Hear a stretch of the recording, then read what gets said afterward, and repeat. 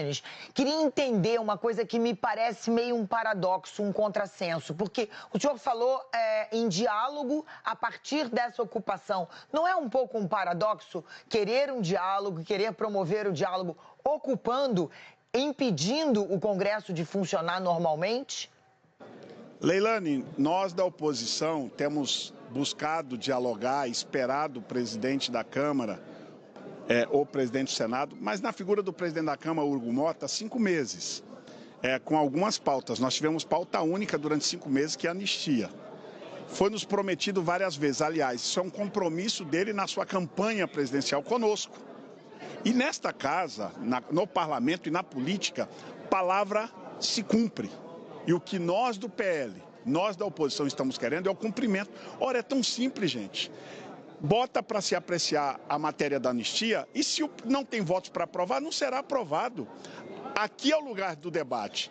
É constitucional a anistia. Aliás, a esquerda usufruiu de anistia para os seus crimes. Lá no passado, de assassinatos, de ocupação de embaixadas, de sequestros, de assaltos a bancos, todos eles foram anistiados. Agora, quando nós estamos pleiteando que se paute a anistia, nós não estamos pedindo voto ao presidente, não.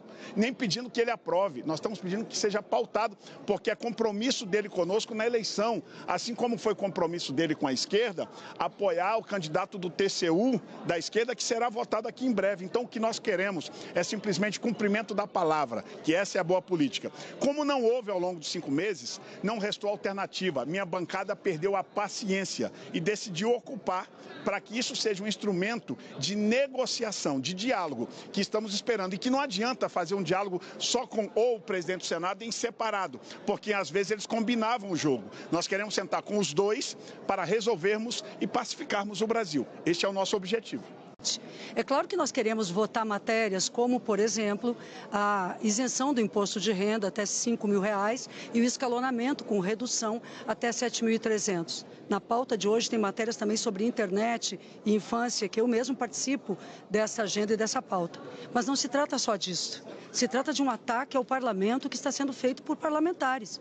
O que diminui o apreço e o respeito da população pelo parlamento é a irresponsabilidade com que esse bloco de oposição, o bloco de direita, o bloco bolsonarista, está agindo contra o próprio poder legislativo. Qual é a pauta de reivindicação que eles têm?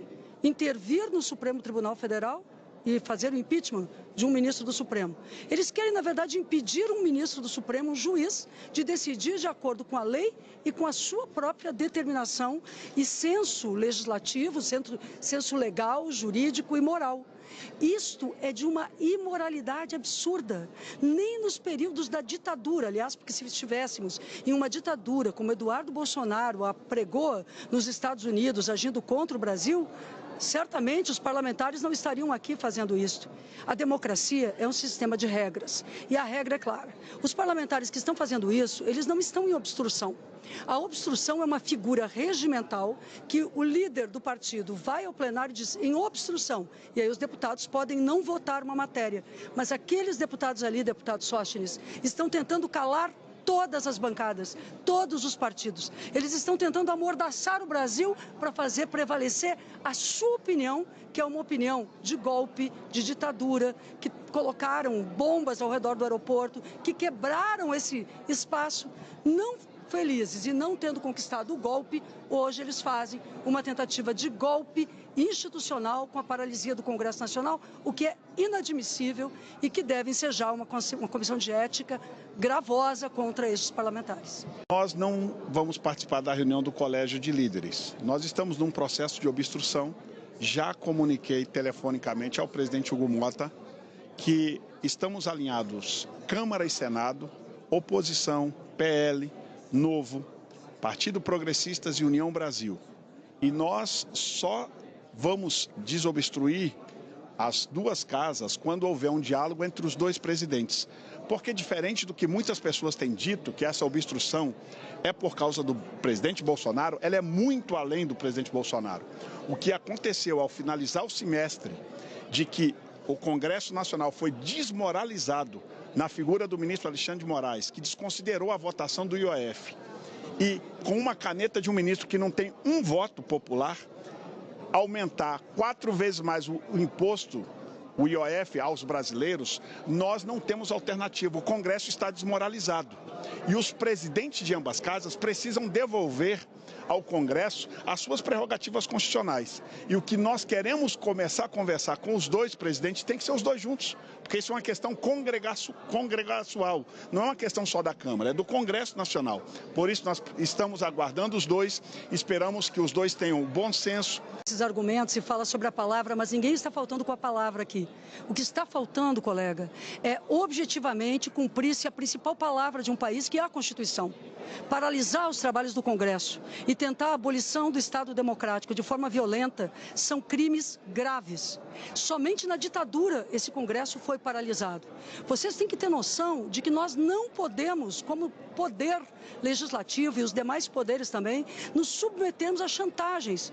O senhor levantou o tema do IOF, eu quero lhe perguntar o que o senhor diz acerca do tarifaço que hoje entra em vigor de 50% e dos ataques que o governo norte-americano tem reiteradas vezes feito ao Brasil, com ameaças não apenas ao ministro Alexandre de Moraes, mas a nós mesmos como parlamentares. Agora as ameaças vêm crescendo contra o presidente Hugo Mota, contra o presidente do Senado. Nós temos que ter altivez como o Brasil. Colega Sóstenes, nós deveríamos estar do mesmo lado.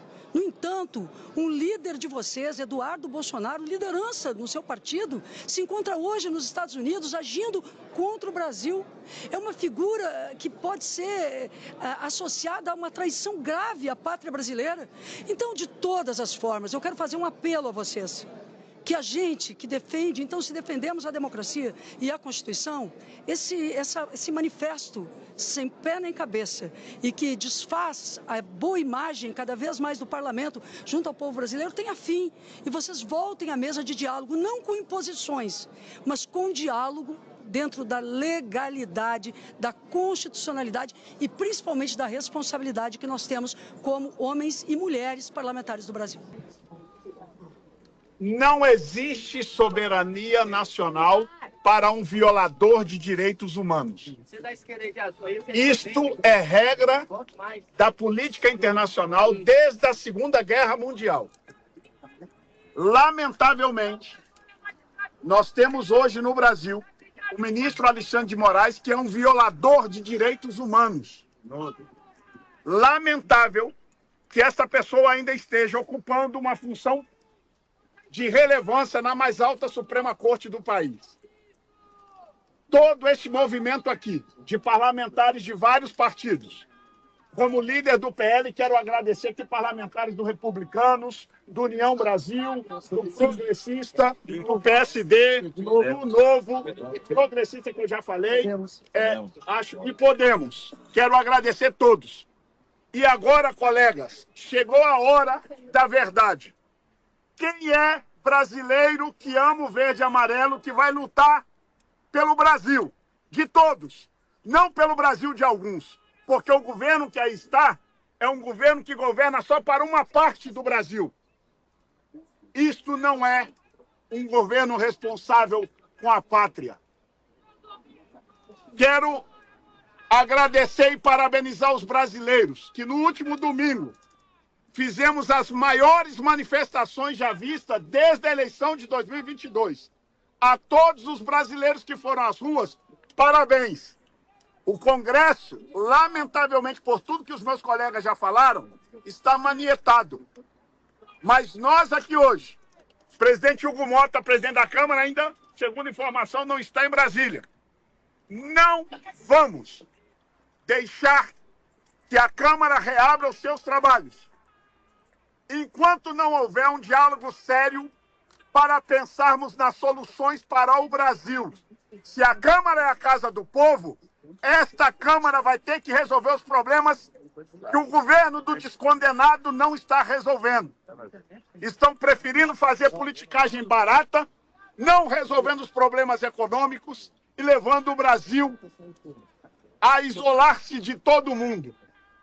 Nós vamos, a partir de agora, com a liderança do líder Zucco na oposição, entrarmos em obstrução total na Câmara, segundo informações, também no Senado, e nós não vamos recuar enquanto não houver caminhos para a pacificação. já apresentado pelos meus colegas aqui. Brasileiros, nós precisamos de vocês. Quero aqui agradecer à imprensa, que ainda está conseguindo levar a nossa voz aos brasileiros, porque algumas já estão emudecidas, já não nos convidam mais, não tem problema. Nós falaremos nas nossas redes e para aqueles canais de comunicação que ainda têm liberdade para levar a nossa voz. Nós estamos no momento mais crítico desde a redemocratização deste país. E os brasileiros precisam ter ciência disso. Queremos agradecer a todos os colegas que pararam seu recesso parlamentar, que vieram para aqui e que hoje estão aqui. E que nós estaremos aqui entrincheirados, a partir de agora, com uma série de ações que nós não vamos comunicar à imprensa, vocês verão a partir do que tudo irá acontecer. Há uma coordenação centralizada, os presidentes de partidos, inclusive Valdemar e outros partidos, já tiveram uma conversa de alinhamento hoje às 10 da manhã, e a partir de agora, nós estamos nos adestrando e nos apresentando para a guerra. Se é guerra que o governo quer, guerra o governo terá. Não haverá paz no Brasil enquanto não houver discurso de conciliação, que passa pela anistia e pela mudança do fim do foro e impeachment do ministro Alexandre de Moraes. Obrigado a todos e vamos às perguntas. A senadora... Muito bem, aí o Sóstenes Cavalcante, essa coletiva transmitida pelo canal do Tenente Coronel Zuco, nós vamos ao Senado da República agora.